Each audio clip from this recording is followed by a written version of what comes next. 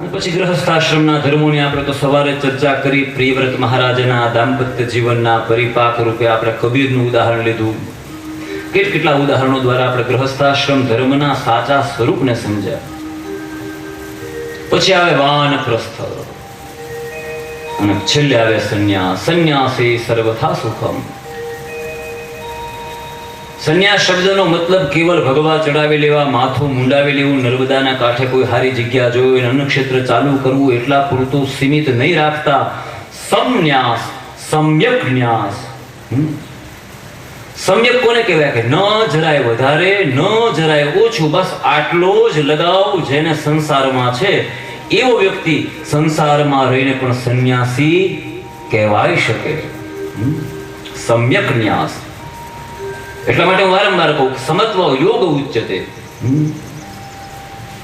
ગૌતમ બુદ્ધનો એક શિષ્ય વીણા બગાડવામાં બહુ નિષ્ણાત, નિપુણ, પ્રચલિત દ્રષ્ટાંત છે, કદાચ આપણે સાંભળ્યું હોય. શોણ કદાચ એનું નામ. પણ શોણ જ્યારે રાજા હતો ત્યારે એટલો બધો વૈભવી, એટલો બધો વિલાસી, ઘણી બધી નૃત્યાંગનાઓ એના રાજ્યની અંદર નૃત્ય કરતી હોય, ભોગ વિલાસમાં ડૂબેલો આ વ્યક્તિ, એટલો બધો ભોગી માણસ, પણ પદાર્થોથી પણ આદમી ઉબ જાતા હે. ભોગ પણ ક્યાં સુધી?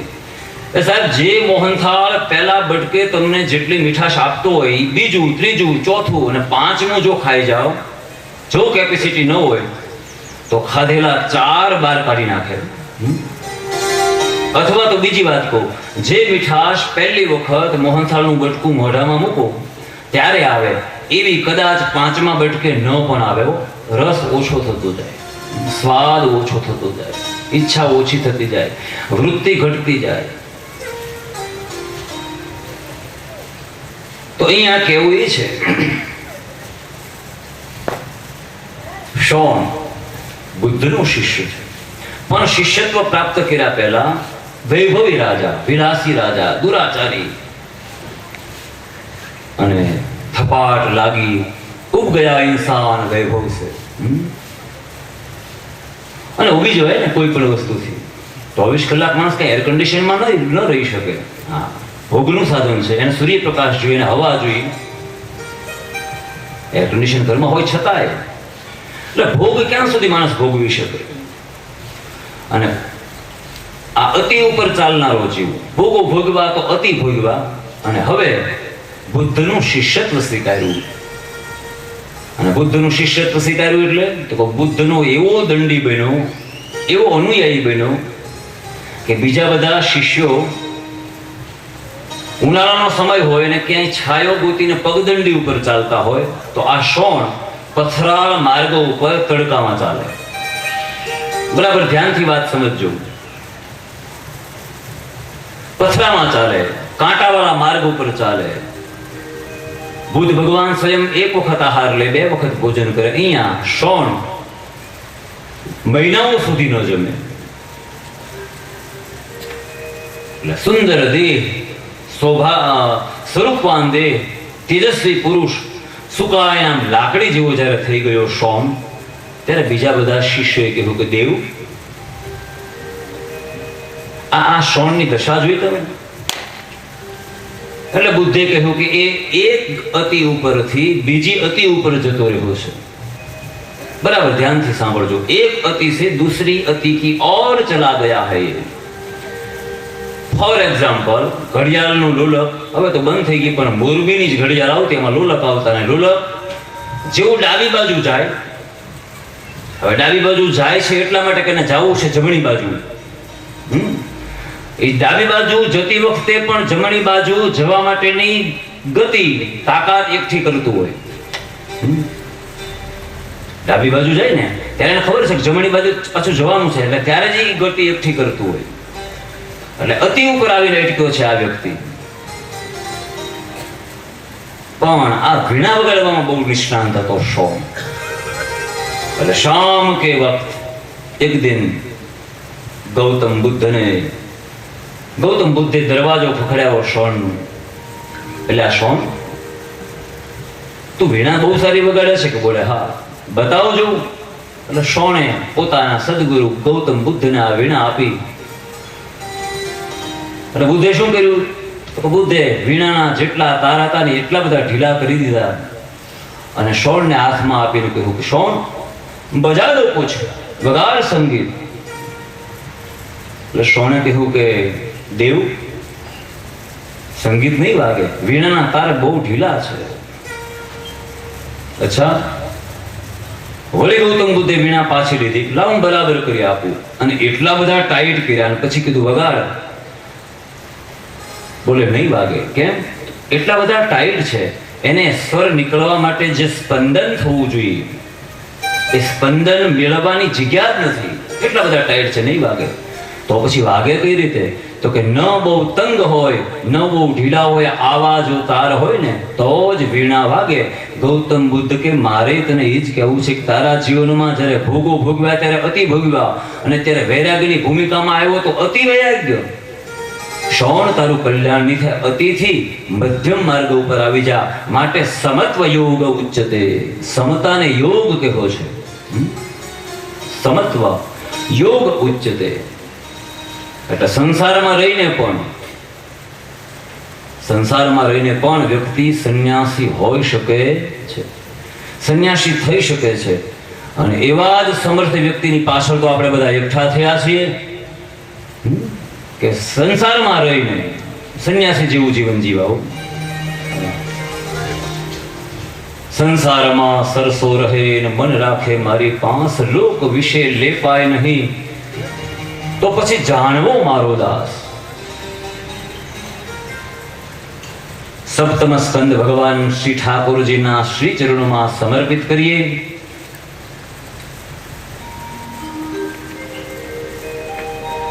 અષ્ટમ સ્કંદમાં પ્રવેશ કરીએ. મનવંતર લીલા છે. આઠમો સ્કંદ એ તો ભગવાનનું જમણું વક્ષસ્થળ.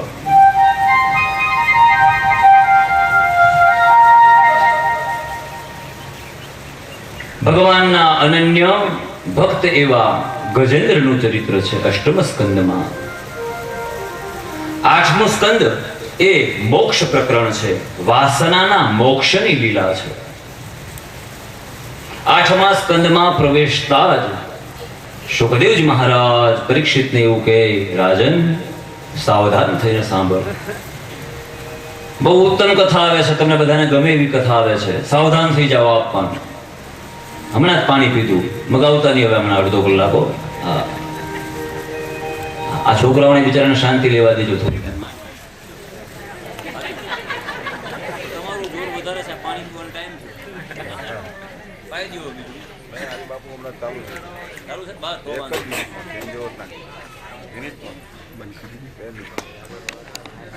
ભગવાન કી જય. અષ્ટમ સ્કંદની અંદર ગજેન્દ્ર મોક્ષની કથા છે. ઉત્તમના ભાઈ એ જ્યારે મનુ થયા એ સમયે ચોથા મન્વંતરની અંદર આ ગજેન્દ્ર મોક્ષની કથા બની. શુકદેવજી મહારાજ પરીક્ષિતને કહે છે કે ત્રિકૂટ નામનો એક પર્વત છે. આ બધા જ કથાના બહુ આધ્યાત્મિક અને ઊંડા અર્થો હોય. અસિત ગિરિવરો રાજન ત્રિકૂટ ઇતિ વિશ્રુતઃ. ત્રિકૂટ નામનો એક પર્વત છે અને ત્યાં કોણ રહે છે? બોલે ગજેન્દ્ર રહે છે. જેના 3 શિખર છે એવા પર્વતની ઉપર એની તળેટીમાં એક ગજરાજ નિવાસ કરે છે. અને આ ત્રિકૂટ એટલે તો કે હમણાં જ જે આપણે વર્ણાશ્રમ ધર્મમાં 4 અવસ્થાઓ સમજી, એમાંની જે 3 અવસ્થા છે, યુવાવસ્થા, કુમારાવસ્થા અને વૃદ્ધાવસ્થા, 3 અવસ્થા વાળું જે આ દેહ છે એ દેહની અંદર એક આત્મા રહે છે. સત્વ, રજ અને તમથી યુક્ત જે આ દેહનું બંધારણ છે એ દેહના બંધારણમાં ગજેન્દ્ર નામનો એક જીવાત્મા રહે છે. અસિત ગિરિવરુરાજન ત્રિકૂટઃ ઇતિ વિશ્રુતઃ. જેના 3 શિખર છે. અને આ ગજેન્દ્ર તો કે ઘણી બધી રાણી, પટરાણી અને સગા વહાલાઓથી ઘેરાયેલું. મોટો પરિવાર છે.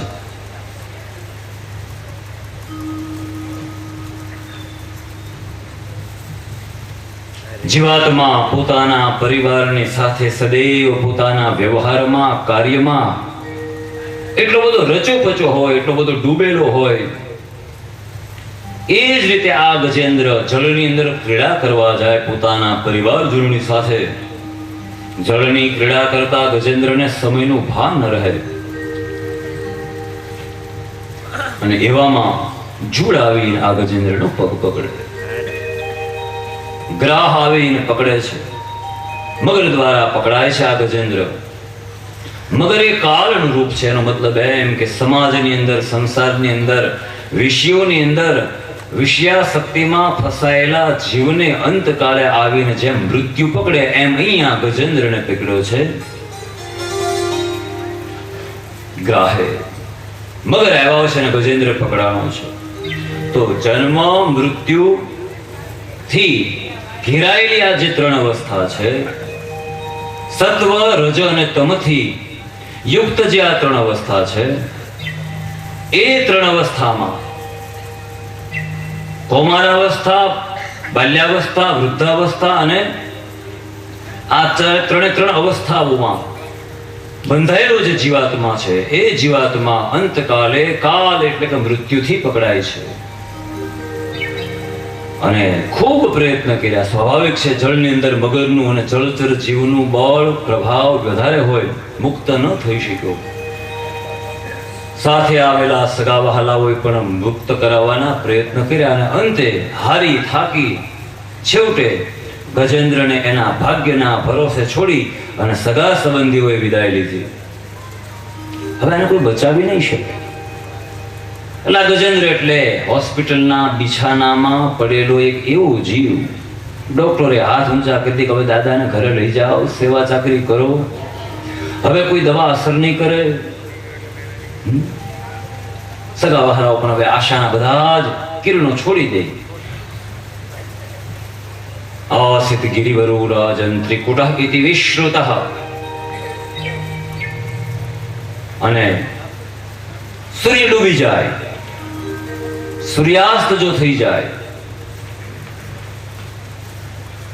તો મગર મારો કાળ ચોક્કસ બનીને આવ્યો છે, ચોક્કસ મારો ગ્રાહ કરી જશે, મારો કોળિયો બનાવી જશે, મને મારી નાખશે.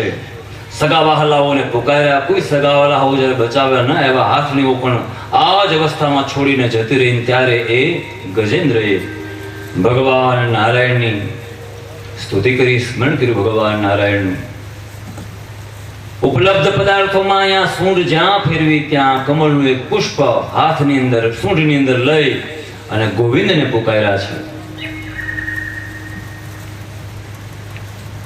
જીવાત્મા જ્યારે રોગથી ઘેરાય, વ્યાધિથી ઘેરાય, શરીરની અંદર જે કષ્ટ છે એ કષ્ટથી ઘેરાય, ત્યારે ઈશ્વર સિવાય જગતની અંદર કોઈ તત્વ, કોઈ વ્યક્તિ, કોઈ પરિવારજન એની રક્ષા કરી શકતું નથી. એ સિદ્ધાંત અહીંયા બતાવે છે.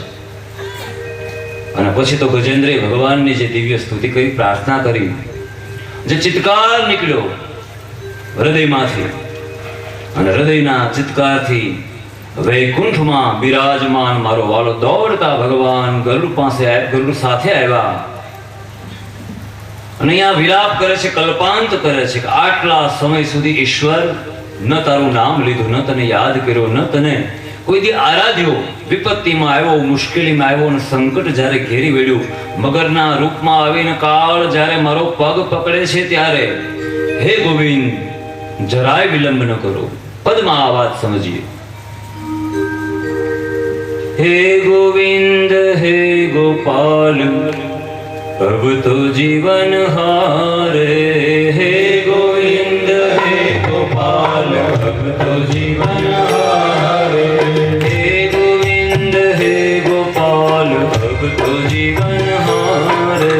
हे गोविंद हे गोपाल अब तो जीवन हारे.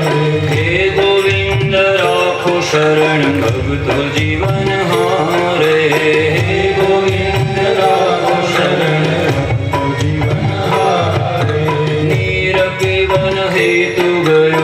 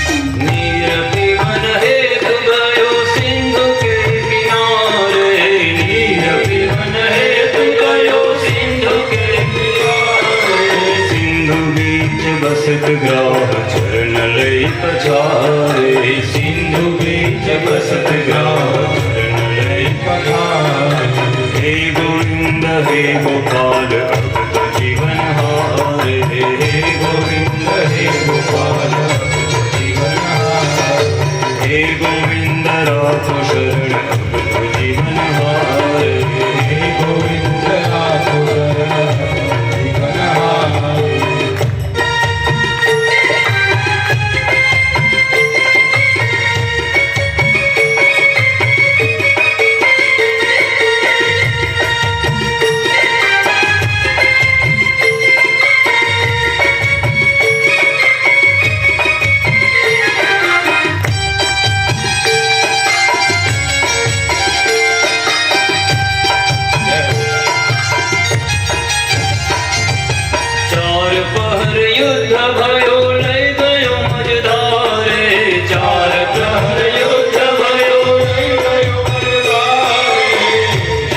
ચાર અવસ્થાઓ કુમારાવસ્થા, બાલ્યાવસ્થા, યુવાવસ્થા અને વૃદ્ધાવસ્થા.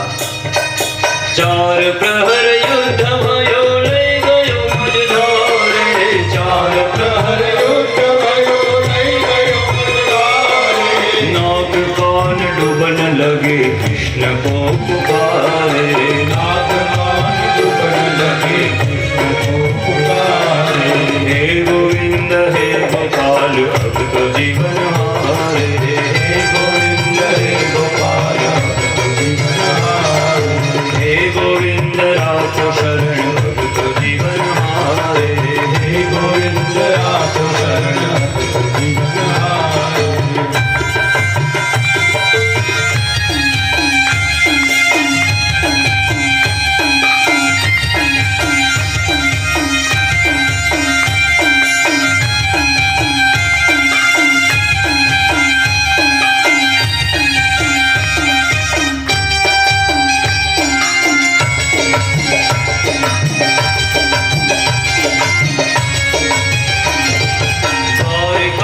શબ્દ ગયો શોર ભયો હારે દ્વારિકા में શબ્દ ગયો શોર ભયો હારે દ્વારિકા में શબ્દ ગયો શોર ભયો હારે દ્વારિકા में શબ્દ ગયો શોર ભયો હારે શંખ ચક્ર ગદા પદ્મ ગરુડ લઈ સિધારે શંખ ચક્ર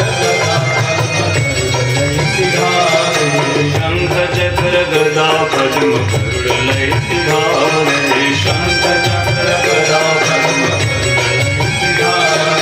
હે ગોવિંદ હે ગોપાલ ભક્ત જીવન હારે હે ગોવિંદ હે ગોપાલ જીવન હારે ભક્ત જીવન હારે ભક્ત જીવન હારે ભક્ત જીવન હારે જીવન હારે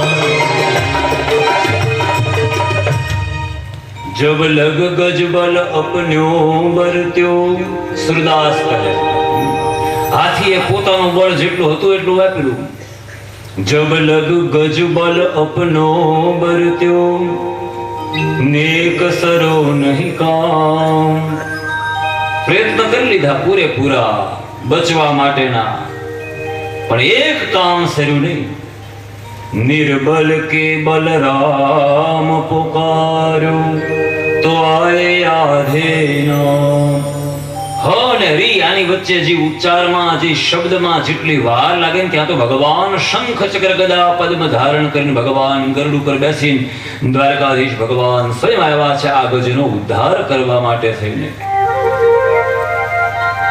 પોતાના ચક્રથી આ ગ્રાહનું મગરનું મસ્તક છેદી મુક્ત કરાયો છે આ જીવાત્માને ગજરાજને. ભગવાનની સ્તુતિ કરી અહીંયા સુખદેવજી મહારાજ આ દ્રષ્ટાંત દ્વારા ઈશ્વરની કરુણાનો,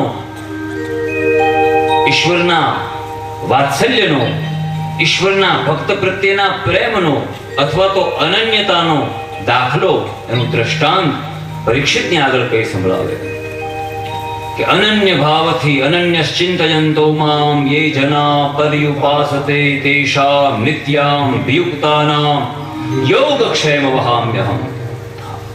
કેટલા નિર્ભય કરી દીધા આપણને ઈશ્વરે. અનન્યશ્ચિંતયંતો મામ જે હકીકતમાં સદૈવ મારું ચિંતન કરે, અનન્ય ચિંતયંતો મામ યે જના પર્યુપાસતે, એને પછી યોગની ક્ષેમની કોઈ ચિંતા નહીં. યોગક્ષેમ વહામ્યહમ, એના યોગક્ષેમની ચિંતા હું કરું.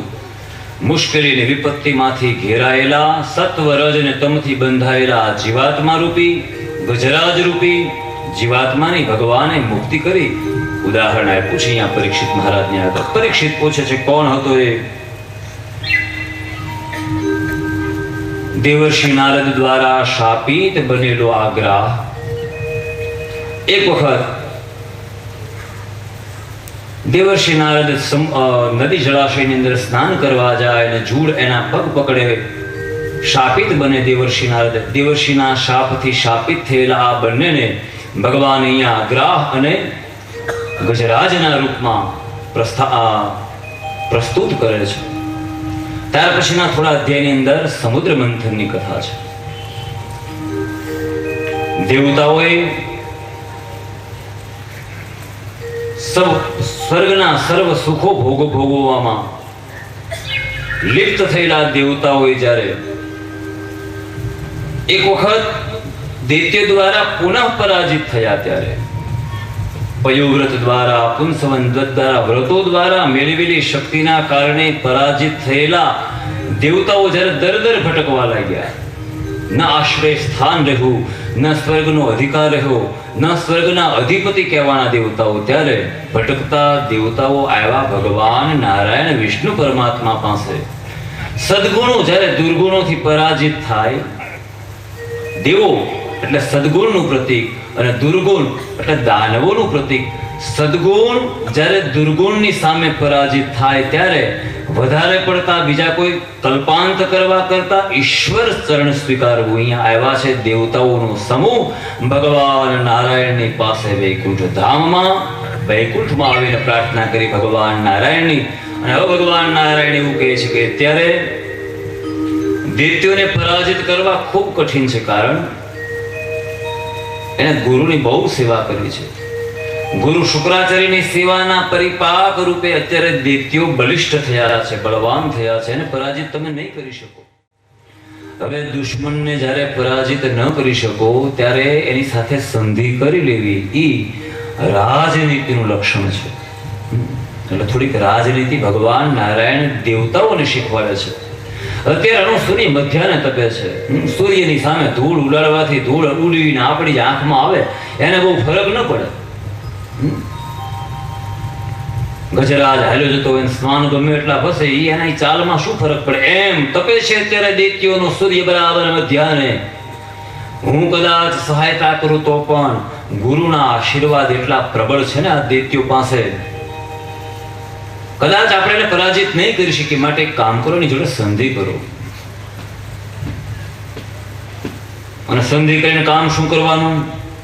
તો કે સમુદ્ર મંથન કરો. સમુદ્ર મંથન દ્વારા જે અમૃત મળશે એ અમૃતથી તમે પુષ્ટ બનશો. અહીંયા ભગવાન નારાયણ દેવોની આગળ સર્પ અને મૂષકનું ઉદાહરણ આપે છે શ્રીમદ ભાગવતમાં. કરંડિયાની અંદર પુરાયેલો સર્પ જ્યારે કોઈ હિસાબે બહાર નીકળી ન શકે ને આજુબાજુમાં પેલો મૂષક રમતો હોય, એટલે અંદરથી બેઠો બેઠો પ્રાર્થના કરે કે એક વખત તારા તો દાંત મજબૂત છે, બહાર કાઢી દે. તારી આખી પ્રજાતિને કોઈ દિવસ હેરાન નહીં કરું, તારી આખી જાતિને કોઈ દિવસ અભયત્વ આપી દઉં. અથવા તો એક બીજું ઉદાહરણ એમ પણ છે કે ઉંદરડો બરાબર સાપનો જે કરંડિયો છે એને કાપતો હોય, અને ત્યારે કુટિલ સાપ અંદર એકદમ મૌન બેઠો રહે. બાકી ઉંદરડાની સી વિસાદ કે સાપ જે વિસ્તારમાં રહેતો એની આજુબાજુમાં ફરકી શકે, પણ અત્યારે તો પુરાયેલો છે, બંધનમાં છે, મુશ્કેલીમાં છે, કષ્ટમાં છે. એટલે વિચાર્યું કે કઈ વાંધો નહીં, કાપવા દે ને. પણ જો કાપી લે બે કામ થશે. એક, જે કાણામાં પ્રવેશી અને એ અંદર આવશે એટલે અહીંયા ઘેર બેઠા મને ખોરાક મળશે કરંડિયામાં, અને એ જ કાણું પાછું મારા બહાર નીકળવા માટે ઉપયોગી થશે. એટલે એ નિરાતે કાપતું તારે અથવા તો ઉંદરની સાથે દોસ્તી કરીને એવું કહે કે તમે જરાક મારું એટલું કામ કરી આપો, તમારી આખી પ્રજાતિનો અભયત્વ આપી દઉં. વિશ્વાસ કર્યો અહીંયા ઉંદરે સર્પનો કરંડિયો કાપીને વ્યવસ્થા કરી આપી, અને સર્પે બહાર નીકળીને પહેલા એનો જ શિકાર કર્યો. અહીંયા અહિમૂષક ન્યાયનો સિદ્ધાંત ભગવાન નારાયણ સમજાવીને એવું કે જેનો સૂર્ય બરાબર મધ્યાને તપતો હોય ને, એ બળવાનની સાથે તો વેર ન કરાય, પણ બળવાન માણસનું જેને પડખું હોય ને એની સાથે પણ વેર ન કરાય. એટલે યોગ્ય સમયની રાહ જુઓ, દુશ્મન સાથે સંધિ કરો. એટલે શાંતિનો ધ્વજ લઈને દેવતાઓ આવ્યા અહીંયા દૈત્યો પાસે કે આપણા પિતા એક છે કશ્યપ, માતા ભલે અલગ હોય. દિતિના દેવતાઓ માતા બે છે પણ પિતા તો એક છે ને.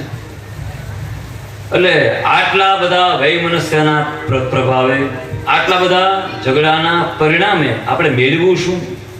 તમે મોટા છો, રાજ્ય સ્વીકારો, અમને કાંઈ વાંધો નહીં, પણ હવે આ શાંતિનો સંદેશ લઈને અમે તમારી પાસે આવ્યા છીએ. એક કામ કરો, લડાઈને ઝઘડામાં આપણે બહુ સમય વ્યતીત કર્યો, આપણે એક કામ કરીએ, આપણે સમુદ્ર મંથન કરીએ. બોલ્યા સમુદ્ર મંથન કરવાથી શું મળશે? તો સમુદ્ર મંથન કરવાથી અમૃત મળશે. દૈત્યો કે તમારા ઉપર મને જરાય વિશ્વાસ નથી, નીકળ્યા પછી અમને પાશો આપશો, કઈ ખાતરી? દેવો કે તમને મોટા ભાઈ કે હા શાંતિનો સંદેશ લઈને આવ્યા છે, સમાધાનની ફોર્મ્યુલા લઈને આવ્યા છે. ભોળા દૈત્યો તૈયાર થયા છે અહીંયા દેવતાઓની સાથે સમુદ્ર મંથન કરવા માટે. તો સમુદ્ર મંથનની આખી એક યોજના તૈયાર કરવામાં આવી. મેં અગાઉ કહ્યું એમ, દેવો એ સદગુણનું પ્રતીક છે ને દૈત્ય એ દુર્ગુણનું પ્રતીક છે. સમુદ્ર એટલે તો કે આ સંસાર સાગર છે. સંસારની અંદર હંમેશા સદગુણો અને દુર્ગુણો સદૈવ યુદ્ધ કરતા હોય, દ્વંદ્વની અંદર માણસ જીવતો હોય. મંદરાચલ પર્વતને, મેરુ પર્વતને રવાયો બનાવવામાં આવ્યો. આ મેરુ પર્વત એ આપણું મન છે. વાસુકી નાગને લઈ આવવામાં આવ્યા. કહ્યું કે આપે એક કામ કરવું પડશે, દોરડાની જગ્યાએ આપને ગોઠવવાના છે. સર્પ કે મારા એક મકોડા ઢીલા થઈ જાય, મને શું મળે? બોલે થોડુંક અમૃત તમને આપીશું. તો જે દોરડું છે એ બુદ્ધિનું પ્રતીક છે. સદગુણો અને દુર્ગુણો સંસાર સાગરની અંદર મનના પર્વતની સાથે બુદ્ધિનું દોરડું લગાવીને એ બુદ્ધિને એક બાજુ સદગુણો ખેંચે, એક બાજુ દુર્ગુણો ખેંચે. હું આમ કરું, આ શ્રેયનો માર્ગ છે અને આ પ્રેયનો માર્ગ છે. આ માર્ગ કઠિન છે, લાંબો છે, મુશ્કેલીથી ભરેલો છે, પણ સત્યથી જોડાયેલો છે. આ શોર્ટકટ છે, ટૂંકો છે, જલ્દી ફળ મળે એવો છે, પણ દુર્ગુણો રૂપી ઝાંખરા ઉગેલો માર્ગ છે.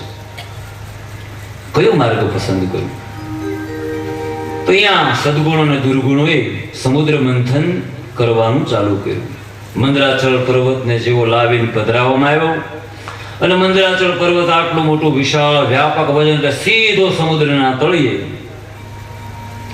ભગવાને દૈત્યોના આ કાર્યને પરિપૂર્ણ કરવા માટે થઈને ભગવાન નારાયણે એક રૂપ ધારણ કર્યું. લોકો એને કશ્યપ રૂપ કહે છે. બોલીએ શ્રી કશ્યપ નારાયણ ભગવાન. ભગવાન કશ્યપ થયા, કાચબાનું રૂપ લઈને પોતાની પીઠ ઉપર મંદરાચલ પર્વતને સ્થિર કર્યો, અને અહીંયા વાસુકી નાગને વિધિવત આમંત્રણ આપીને વિટલાવવામાં આવ્યો આ પર્વતની આજુબાજુમાં. ભગવાને બધું કહી રાખેલું. એટલે દેવતાઓએ સૌ પ્રથમ મોઢાના ભાગ પાસે આવીને બધા ગોઠવાયા, ઇન્દ્ર સહિત બધા. હવે જેવા મોઢા પાસે દેવતાઓને ગોઠવાયેલા જોયા એટલે પેલા દૈત્યએ એવું કહ્યું કે શાસ્ત્રમાં એવું લખ્યું છે કે પૂંછનો ભાગ એ તો અશુદ્ધ ગણાય, વર્જ ગણાય. તમારી કરતા લાયકાતમાં, યોગ્યતામાં અમે જરાય ઊણા ઉતરી એવા છે જ નહીં, માટે અમે મોઢાના ભાગે ઉભા રહેશું, તમે પૂંછડું પકડી લ્યો. દેવતાઓ કે અમારા બસ આ જ કામ હતું. અને પછી તો જે સમુદ્ર મંથન ચાલ્યું. અને સમુદ્ર મંથનની આ કથામાં સૌ પ્રથમ વિષ નીકળ્યું. કહેવાનું તાત્પર્ય એ છે કે જ્યારે સદગુણો અને દુર્ગુણો સંસાર સાગરની અંદર મનને મેરુ બનાવીને બુદ્ધિથી જ્યારે કંઈક મનોમંથન કરે અને મનોમંથન ના પરિણામ રૂપે પહેલા કદાચ અપમાન રૂપી વિષ પણ સહન કરવું પડે. પહેલા તો અપમાન મળે, પહેલા તો નિંદા પણ થાય. તો અહીંયા વિષ નીકળ્યું. ભગવાન શિવે પોતાના ભક્તોના પરિત્રાણ માટે, ભક્તોને અભયત્વ માટે થઈને શિવે ભગવાને વિષ ધારણ કર્યું. નીલકંઠ કહેવાયા. ઉચ્ચેશ્રવા નામનો ઘોડો નીકળ્યો. ઇન્દ્રએ ઘર ભેગો કર્યો, સ્વર્ગની અંદર ગોઠવો. ઐરાવત હાથે નીકળ્યો, એને પણ ઉપાડ્યો ઇન્દ્રએ.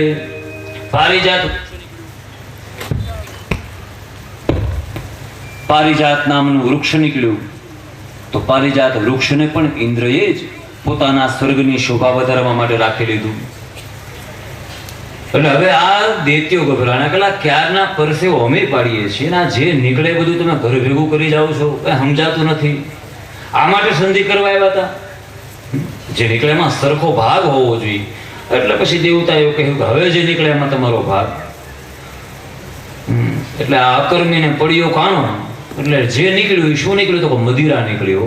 હા, મદિરા પીને મત્સ્ય બન્યા છે દૈત્યો. શ્લોકમાં આ વાતને સમજવી હોય તો એવું કહી શકાય, લક્ષ્મી કૌસ્તુભ પારિજાત કસુરા ધનવંતરિશ્ચંદ્રમા ગાવઃ કામ સુધા સુરેશ્વર ગજો રંભાદિ દેવાંગના અશ્વ સપ્તમુખમ સુધામ હરિધનુમ શંખોમૃતમ ચાંબુજે રતનાની ચતુર્દશાની સત્તમ કુર્યાત સદા મંગલમ. 14 રત્નો નીકળ્યા. રંભા અને બધી નૃત્ય કરનારી નાટિકાઓ નીકળી. સ્વર્ગના રાજા ઇન્દ્રની પ્રસન્નતા માટે ત્યાં સ્થાન મળ્યું. જે તે પદાર્થો યોગ્ય રૂપમાં નીકળ્યા, બધા વહેંચણી થઈ. અને અહીંયા નીકળ્યું છે કોણ? તો કે માં લક્ષ્મીજી નીકળ્યા. સમુદ્ર મંથન એટલે લક્ષ્મી એ માં જગદંબા સમુદ્રની દીકરી છે. લક્ષ્મીજીનું પ્રાગટ્ય થયું. સમુદ્ર વસને દેવી પર્વતસ્તન મંડલે વિષ્ણુ પત્ની નમસ્તુભ્યમ પાદ સ્પર્શ ક્ષમસ્વમે. પૃથ્વીને પણ લક્ષ્મી સાથે સરખાવી છે. પૃથ્વી પણ લક્ષ્મીનું જ રૂપ છે, કારણ કે આ જગતની અંદર નીકળતા પદાર્થ માત્ર પૃથ્વીના પેટાળમાંથી મળે છે. તો લક્ષ્મી ભગવાન નારાયણના અર્ધાંગિની બન્યા. એ પહેલા અહીંયા સમુદ્રના કિનારાથી માંડીને હિમાલય સુધી મોટી લાઈન ગોઠવાની. લક્ષ્મીજી વિચાર્યું કે ચાલો સ્વયંવર કરીએ. આટલા બધા દેવો અને દૈત્યાઓ, દેવ અને દાનવોની વચ્ચે પસંદગી કોની કરી? તો બધા જ લાઈનમાં ગોઠવાઈ જાઓ. હવે આ લાઈનમાં દેવ ને દાનવ ગોઠવાય ત્યાં સુધી તો કઈ વાંધો નહીં, પણ ધોળી દાઢી વાળા બ્રહ્માજી પણ ગોઠવાના, માર્કંડ ઋષિ પણ ગોઠવાના, ઇન્દ્ર પણ ગોઠવાનો, બલિ પણ ગોઠવાનો. આખો સમૂહ લગભગ કોઈ એવું બાકી નહોતું કે આ લક્ષ્મીજીને વરવા માટે લાઈનમાં અને પંક્તિમાં, ક્યુમાં, કતારમાં, વેઇટિંગમાં ઊભું ન હોય. હાથમાં વૈજયંતી પુષ્પની માળા લઈને માં લક્ષ્મીજી નીકળ્યા છે. અને માનું લાવણ્ય એટલે અદ્ભુત. મારી તારું કંકુ ખરું ને સૂરજ ઉગ્યો, મારી તારું કંકુ ખરું ને સૂરજ ઉગ્યો. માં જગદંબાનું જે લાવણ્ય, માં ચાલે ને એમાંના પગમાંથી કંકુ ખરે તો કવિ એવું કે માં સૂર્યોદય થાય, સૂર્યની ડાલીમાં બની જાય તારા ચાલવાથી. આ લક્ષ્મીજીનું રૂપ વર્ણવ્યું છે. અને આમે આ બેઠા છે ને તમે વધારે છો, આપણી શક્તિ વધારે છે એટલે નથી કહેતો, પણ શાસ્ત્રમાં પણ માતૃશક્તિની બહુ સરાહના કરી. જગતગુરુ શંકરાચાર્ય મહાદેવને કે, જગતગુરુ શંકરાચાર્ય મહાદેવજીને એવું કે માં જગદંબાની સ્તુતિ કરતા જાય અને શિવની નિંદા કરતા જાય અને એવું કે ભવાની ત્વમ પાણી ગ્રહણ પરિપાટી ફલમિદમ. એટલે આ શિવનું કોઈ લાયકાત કે યોગ્યતા ખરી માં જગદંબાને પરણવાની? કઈ રીતે? શંકરાચાર્યજી મહારાજ કહે છે, સાંભળી લો. ચિતા ભસ્મા લેપો ગરલમશનમ દીપટધરો જટાધારી કંઠે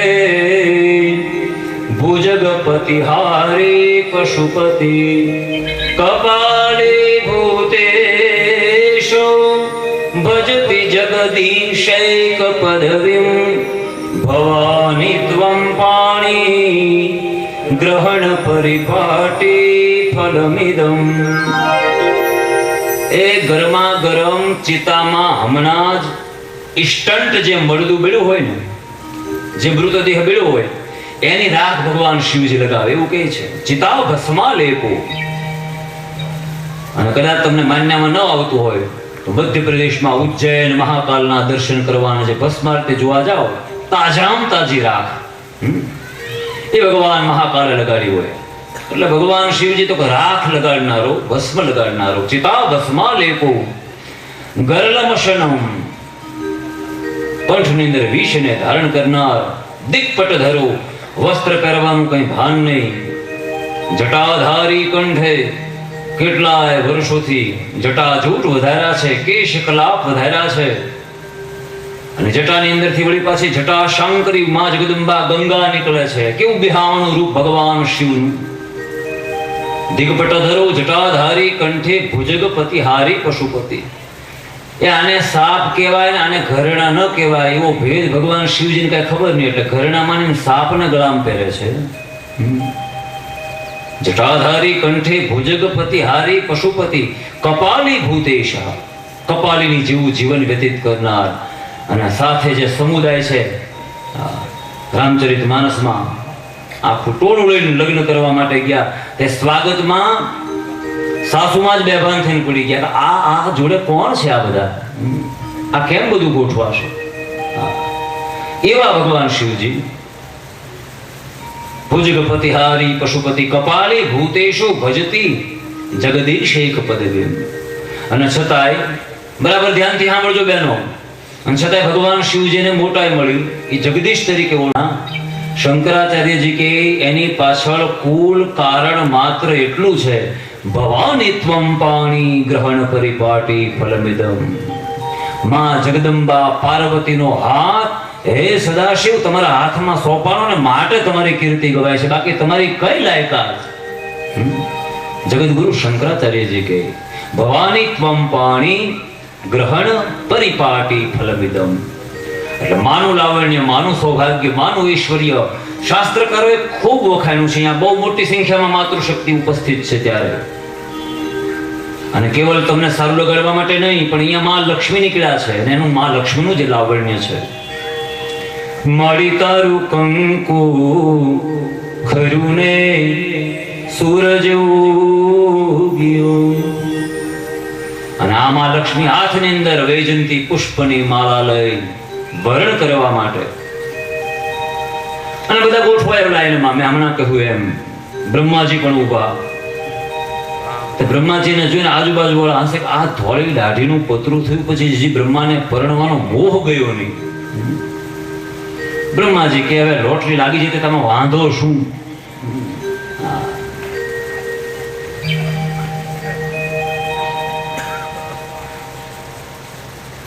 નમસ્કાર કરીને લક્ષ્મીજી આગળ નીકળ્યા.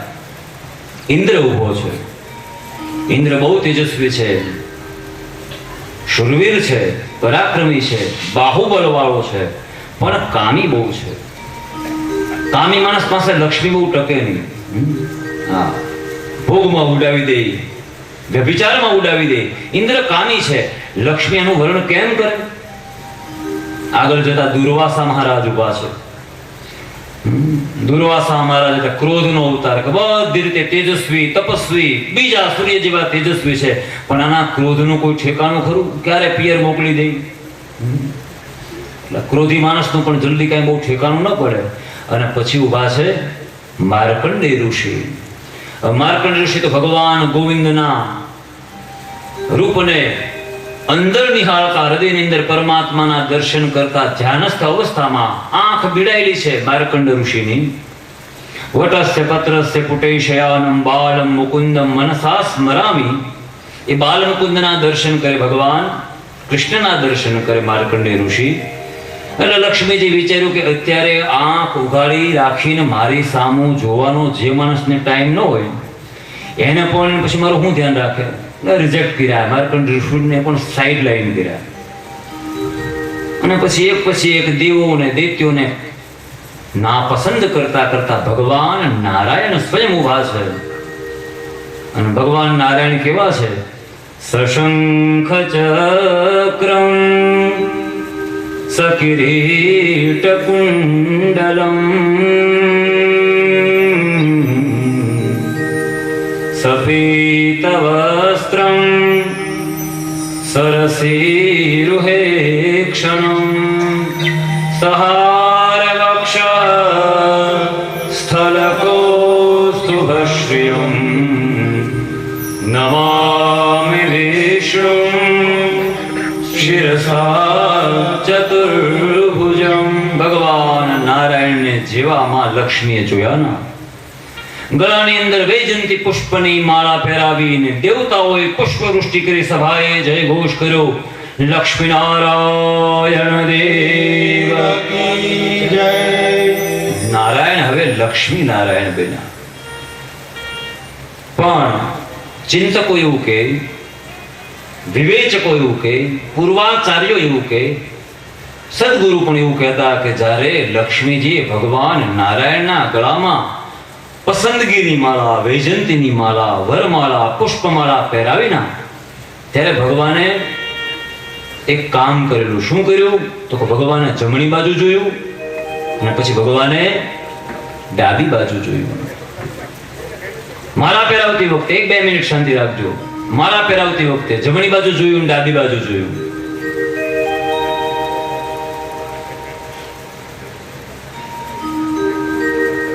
શાસ્ત્રકારોનો અર્થ કર્યા કે જ્યારે લક્ષ્મી તમારું વર્ણ કરે અને ઠાકોરજીની કૃપાથી જ્યારે તમને લક્ષ્મી મળે ને તો કમસે કમ આજુબાજુ વાળાનું ધ્યાન રાખજો. ભગવાન તમને એવો સંકેત કરે છે કે મારો પાડોશી કમસે કમ ભૂખો ન રહી જાય.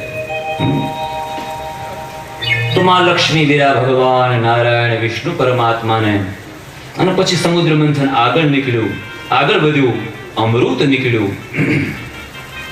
મોહિની રૂપ ધારણ કરીને ભગવાને દેવતાઓને અમૃત પાયું. ટૂંકમાં જે દિવ્ય જ્ઞાન છે, દિવ્ય પ્રસાદ છે, અમૃત રૂપી જે જ્ઞાન છે, એ જ્ઞાનથી સદગુણોને પુષ્ટ કર્યા. મેં અગાઉ કહ્યું એમ, દેવો એ સદગુણનું પ્રતીક છે અને દેવતાઓ એ દુર્ગુણનું પ્રતીક છે. તો સદગુણ પોષાયા, સદગુણનું પોષણ થયું. પુનઃ એકવાર રાજ્ય પ્રાપ્તિ કરી. વિશ્વજીત યજ્ઞ કર્યો છે બલિ મહારાજે પુનઃ એકવાર રાજ્ય પ્રાપ્ત કરવા માટે. અસુરોના અધિષ્ઠિત એવા બલિ કે જે ભગવાન પ્રહલાદના વંશમાં જન્મા છે. પ્રહલાદના વિરોચન થયા અને વિરોચનના થયા બલિ મહારાજ. ને આ બલિ મહારાજે ભૃગુ કચ્છની અંદર જઈ અને એક યજ્ઞ કર્યો. એ ભૃગુ કચ્છ એટલે આપણું ગુજરાતનું ભરૂચ, માં નર્મદાના કિનારે બલિ મહારાજે એક યજ્ઞ કરેલું. જે યજ્ઞનું નામ છે વિશ્વજીત યજ્ઞ. અને આ વિશ્વજીત યજ્ઞ જો સંપન્ન થઈ જાય તો વળી પાછું સત્તાના સૂત્રો ઇન્દ્રના હાથમાંથી અહીંયા બલિના હાથમાં આવી જાય, અયોગ્ય વ્યક્તિના હાથમાં સત્તા આવી જાય તો સમાજ દુઃખી થાય. આવી ભાવનાથી બલિનો વિશ્વજીત યજ્ઞ નિષ્ફળ જાય. એટલા માટે માં અદિતિના કુખેથી ભગવાન વામનનું પ્રાગટ્ય થયું. સભાએ જય ઘોષ કર્યો. બોલીએ શ્રી વામન નારાયણ ભગવાન કી જય. વામન પ્રગટ્યા છે. અને વામન જેવા પ્રગટ્યા એટલે તો નાની ઉંમરનું તેજસ્વી ઋષિ બાળ, તેજસ્વી બાળ, બ્રહ્મ તેજથી તાલુકું જગારા મારે. દિવ્ય શિખા છે, કમળ સુધી ફેલાયેલા જેના શિખાના વાળ છે. નાસિકાના અગ્રભાગથી લઈ અને છેક કાન સુધી જેના ફેલાયેલા લોચન છે, એવી આંખ છે. કમળ જેવી આંખ વાળા આવા દિવ્ય અને તેજસ્વી વામનને જોઈને સૌ રાજી થયા. અને આ વામન શા માટે પ્રગટ્યા છે? તો કે દેવોનું કામ કરવા માટે, દેવતાઓને અભયત્વ આપવા માટે, અને બલિ પાસેથી જે શક્તિ, એ શક્તિ દુર્માર્ગે જઈને દેવતાઓને પરાજિત ન કરે એ પહેલા બલિને અટકાવવા માટે સ્વયં વામન, વિષ્ણુ વામન બનીને આવ્યા છે. વિષ્ણુનો જ એક અવતાર છે વામન અવતાર. તો વામન બન્યા છે અને વામનની વિધિવત આગતા સ્વાગતા થઈ. જેમ બ્રાહ્મણના બાળકને યજ્ઞોપવિત સંસ્કાર આપવામાં આવે ને ત્યારે જેમ તૈયાર કરવામાં આવે એ રીતે માં સાવિત્રી ભિક્ષા આપી, બ્રહ્માજી કમંડલું આપ્યું, મુંજની દોરી આપી, કૌપીને વસ્ત્ર આપ્યું, દંડ આપવામાં આવ્યો, અને બ્રાહ્મણનો બાળક જેમ કાશી વિદ્યા બનવા માટે જવા તૈયાર થાય એ રીતે અહીંયા તૈયાર થયા છે વામન મહારાજ. અને ગુરુ બૃહસ્પતિની પાસે જઈ અને માએ આપેલી પેલી ભિક્ષા જ્યાં સમર્પિત કરીને ગુરુ બૃહસ્પતિ કહ્યું કે દેવ વામન, આટલી ભિક્ષાથી શું કામ થશે? તું મને વધારે મોટી ભિક્ષા લાવી આપ. વામન કે વાત બધી બરાબર, પણ કોઈ સારો યજમાન તો બતાવો. તો કે હા, યજમાન બતાવું. જા ગુજરાત, ગુજરાતમાં ભરૂચ, ભૃગુ કચ્છ, અને ભૃગુ કચ્છમાં બલિ નામનો વ્યક્તિ વિશ્વજીત યજ્ઞ કરે છે. અને ભગવાન આવ્યા આપણા ગુજરાતમાં યજ્ઞ કરી રહેલા બલિને પાસે. તો વિશ્વજીત યજ્ઞ ચાલે છે અને પોતાના કમળ કરતા, પુષ્પ કરતા પણ કોમળ પગલાથી ચાલતા ચાલતા જેવા બલિ મહારાજના યજ્ઞ મંડપની અંદર જ્યાં પ્રવેશ્યા વામન, અને અહીંયા યજ્ઞની અંદર આહુતિ અપાવી રહ્યા છે શુક્રાચાર્યજી મહારાજ. યજ્ઞીય વાતાવરણ છે. યજ્ઞમાં હોમાતા દધી પદાર્થોથી, સુગંધિત પદાર્થોથી આખું વાતાવરણ દિવ્ય અને પવિત્ર બન્યું છે. એવા વાતાવરણની અંદર પ્રવેશેલા વામનને જ્યાં બલિએ જોયા ને, વામનનું આ તેજ, એની દિવ્યતા, એનું રૂપ, એનું લાવણ્ય, એની તેજસ્વીતા, એના ચહેરા ઉપરના જે ભાવો છે એ જ્યાં બલિએ જોયા, બલિએ વિચાર્યું આટલી નાની ઉંમર છે, સુકુમાર અવસ્થા છે, પણ તેજસ્વીતા તો જુઓ. વયની અને તેજસ્વીતાને બહુ લાંબો સંબંધ ન હોય, બહુ તેજસ્વી બાળક છે.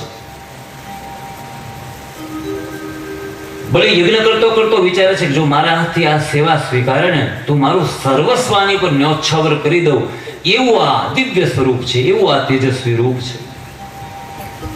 અને વામન ભગવાન ખભા ઉપર દંડ ધારણ કરીને, યજ્ઞોપવિત સૂત્ર ધારણ કરીને ધીમા પગલે ચાલતા ચાલતા આવે છે બરાબર મુખ્ય પીઠિકા પાસે. ત્યાં મુખ્ય યજમાન તરીકે યજ્ઞ કરી રહ્યા છે બલિ મહારાજ. અને અહીંથી યજ્ઞનું કામ અધૂરું છોડી ગુરુ શુક્રાચાર્ય હજી અટકાવે ન અટકાવે પહેલા તો દોડીને આવીને પેલા વામનને નમસ્કાર કર્યા છે. અહીંયા બલિ મહારાજે બે હાથ જોડીને એવું કહે છે, અદ્યનઃ પાવિતમ કુલમ. મારું કુળ આજે પવિત્ર થયું, મારા પિતૃઓ આજે પવિત્ર થયા કે આપ જેવો તેજસ્વી વ્યક્તિ મારા આંગણે પધાર્યો. દેવ આપની શું સેવા કરું?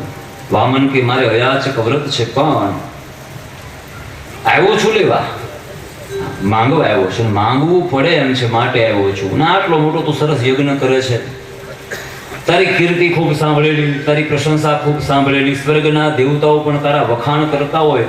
વિચાર્યું કે લાવ જરા બલિને જઈને મારી સમસ્યા કહી આવું, મારી સમસ્યાનું સમાધાન થઈ જાય. એટલે અહીંયા બલિ મહારાજ વામનને વિધિવત આસન આપે, બેસાડે, એના ચરણ ધોવે અને પછી સાનુને પૂછે કે દેવ શી સેવા કરું, શું જોઈએ છે આપણને? રાજ્ય આપી દઉં, કોઈ પ્રદેશ આપી દઉં, સુવર્ણની ઈચ્છા છે, ક્યાંય આશ્રમ બનાવવો છે? વામન મહારાજ હસીને એમ કે આ બધી વસ્તુ મારે કઈ જોઈએ નહીં, હું તો એકદમ નિરપેક્ષ માણસ, અયાચક માણસ, પણ આવ્યો છું માંગવા. અને માંગવા આવ્યો છે એની પાછળનું કારણ એ છે કે તારા નગરમાં જેવો હું પ્રવેશો ના તો નગરના ઓટલા ઉપર હું બેઠો બેઠો સંધ્યા વંદન કરતો હતો. હવે મને ખબર નહીં કે કોઈ નગર શેઠનું મકાન હશે, બહાર ઘરની બહાર ઓટલો પડે ને ઓટલા ઉપર કોઈને નડ્યા વિના, કોઈને કંઈ અડચણ વિના હું મારા દેવની ઉપાસના કરતો, સંધ્યાવંદન કરતો, જે મારા બ્રાહ્મણે કરવા જોઈએ. હવે ત્યાં ઓટલે જે બેઠો એ પણ પેલા નગર શેઠથી જોવાયું નહીં. એટલે સેવકોને મોકલા, પોતે દોડી આવ્યા, મને બાવડું પકડીને ઊભો કરીને એવું કહ્યું કે આવા ભગતિયા વેળા અહીંયા શું કરો છો? આ સૂર્યોપસ્થાન, ગાયત્રીના જપ ને કાંઈ તંત્ર મંત્ર કરો છો? શું કરો છો અહીંયા મારા ઓટલા ઉપર બેઠા બેઠા? બોલો હું ભગવાનની પૂજા કરું છું. એ બધું મારા ઓટલા ઉપર નહીં કરવાનું. બસ ત્યારથી હાડવાડ લાગી આવ્યું કે કમસે કમ એક 3 પગલા જેટલી જમીન જો મારી પાસે હોય તો બેઠો બેઠો એ ભગવાનનું ભજન કરું આ જગ્યાની અંદર, ઈશ્વરને આરાધું. બીજું તમારે શું જોઈએ? આ બધો સંવાદ શુક્રાચાર્યજી આમ કાન ધરીને સાંભળે છો. આટલું તેજસ્વી બાળક કેટલું બોલે છે, ભલે કેવું મીઠું બોલે છે, સમોહિત થઈ જવાય એવું બોલે છે, આકર્ષિત થઈ જવાય એવું બોલે છે. લાગે છે કે કંઈક રહસ્ય છે.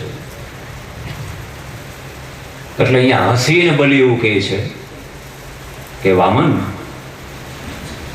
હા મને વામન કહી શકો, ભગવાન વિષ્ણુ કહે છે. હા, નાનો દેખાવું છું એટલે વામન કહી શકો. તો વામનજી મારે તમને કહેવું એ છે કે તમારી જેમ ઉંમર નાની છે ને, જેમ ઉંમર નાની છે, કદ નાનું છે, એમ બુદ્ધિ પણ બાળક જેવી છે. તમને ખબર નથી તમે કોની પાસે માગી રહ્યા છો? હું બલી છું, અને બલી એકવાર આપે પછી જીવનમાં સામેના વ્યક્તિને, જગતમાં કોઈની પાસે હાથ ન લંબાવવો પડે એટલું હું આપી શકું. તમે માગી માગીને મારી પાસે 3 પગલા જેટલી જમીન માંગો છો. એટલે અહીંયા વામન પણ હસીને કે બલી, સ્વાભાવિક છે તારા મોઢે આવા જ વચનો શોભ્યો. તું કોણ? તો કે તું વિરોચનનો દીકરો. વિરોચન પ્રહલાદના દીકરા, અને પ્રહલાદ હિરણ્યકશિપુના દીકરા. હિરણ્યકશિપુ જેને ભગવાન નારાયણની સાથે વેર કરેલું. એટલે બોલે તો આમ ડોળા ફાડીને જોઈ રહ્યો આ વામનની સામે કે મારી 4 પેઢીયાને યાદ છે જરાક જેટલા. અને આનું જ્ઞાન તો જુઓ. બોલા મારા દાદા પરદાદા બધાને તમે ઓળખો? તો હા, અમને મારા યજમાનનું લિસ્ટ અમારા ગુરુજી આપેલું જ હોય, એની બધી જ રજની માહિતી અમારે રાખવી પડે. એટલે તારા મોઢે તો આવા જ વચનો શોભે. તો હિરણ્યકશિપુનો વંશજ, પ્રહલાદના દીકરાનો દીકરો, વિરોચનનો દીકરો બલી તું. એટલે તું આવા વચનો બોલે એમાં નવાય નહીં, પણ સામેનો માણસ કદાચ હાથી આપી દે તો આપણે લઈ થોડો લેવાય. એટલે હું તો બહુ સંતોષી છું, વામન કહે છે. અહીંયા શુક્રાચાર્યજી મહારાજને થયું કે નહીં, ચોક્કસ દાળમાં કંઈક કાળું છે. અને આંખ બંધ કરી ત્યારે ખબર પડી કે દાળમાં કાંક નહીં, આખી દાળ કાળી છે. આ તો વિષ્ણુ વામન થઈને આવ્યો છે. આખી દાળ કાળી છે. એટલે શુક્રાચાર્યજી મહારાજને કે સંકલ્પ કરાવો. એલા ગાંડા, શું સંકલ્પ કરાવું? આ લંગોટી બચવાની દે તારી. તું જાણે છે આ કોણ છે? વિષ્ણુ છે. બોલે મયા ત્રણી પદાની દત્તાની. હું વિરોચનનો દીકરો એકવાર મોઢેથી એમ બોલી ગયો, જાઓ તમને 3 પગલા જમીન આપી પછી એ વચનમાંથી હું પાછો ફરું તો મારા પિતૃઓની કીર્તિ લાજે. શુક્રાચાર્ય કે જો આને બરાબર પાનો ચડ્યો છે, હમણાં જ વખાણ કર્યા, મારી કીર્તિ લાજે. મયા ત્રણી પદાની દત્તાની, મેં 3 પગલા આપ્યા અને પછી હું ના પાડું તો મારી કીર્તિ લાજે. એટલે આ કીર્તિ વાળો થતો રહેવા દે, લૂંટાઈ જઈશ, કંઈ બચશે નહીં.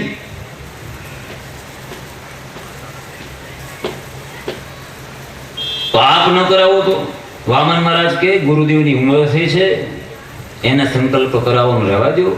આવું નાની મોટી વિધિ તો મને મારા ગુરુ શીખવાડી છે. અને નિયમ એવો છે કે જે દાન લે ને એ જ સંકલ્પ કરે. દાન હું લઉં અને સંકલ્પ વળી બીજા પાસે ક્યાં કરાવો? લાવો ને હું કરાવી દઉં સંકલ્પ.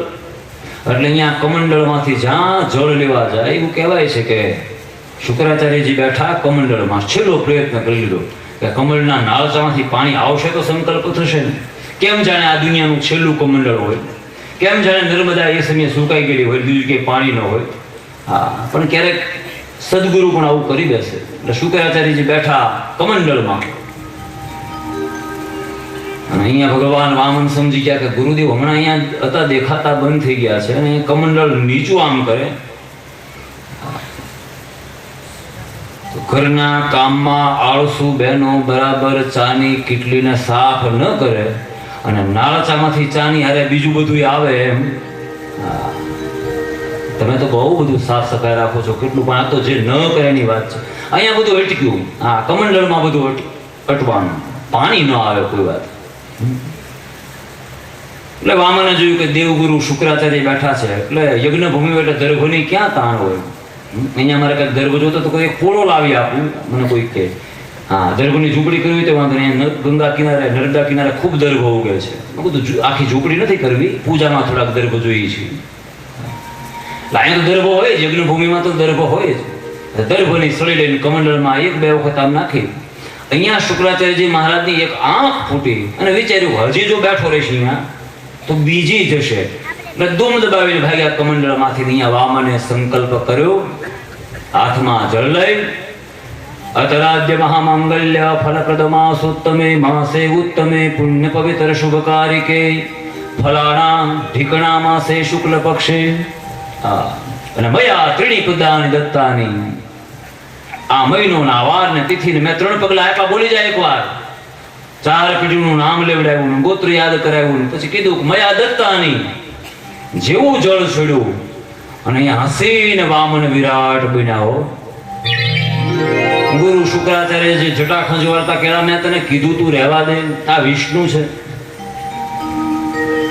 અને જેવા વિરાટ બન્યા એટલે ઘડીના છઠ્ઠા ભાગને તો આખા બ્રહ્માંડને પોતાના પ્રભાવથી સ્વભાવથી ને પોતાના રૂપથી ભગવાન જાણે માપી લેવાના હોય એમ વિરાટ બન્યા છે ભગવાન. અને આ રૂપની આગળ જેમ હાથીની પાસે એક નાનું સસલું બેઠું હોય કે ઉંદર બેઠો હોય કેવું લાગે, બલિ લાગે છે એકદમ નાનો.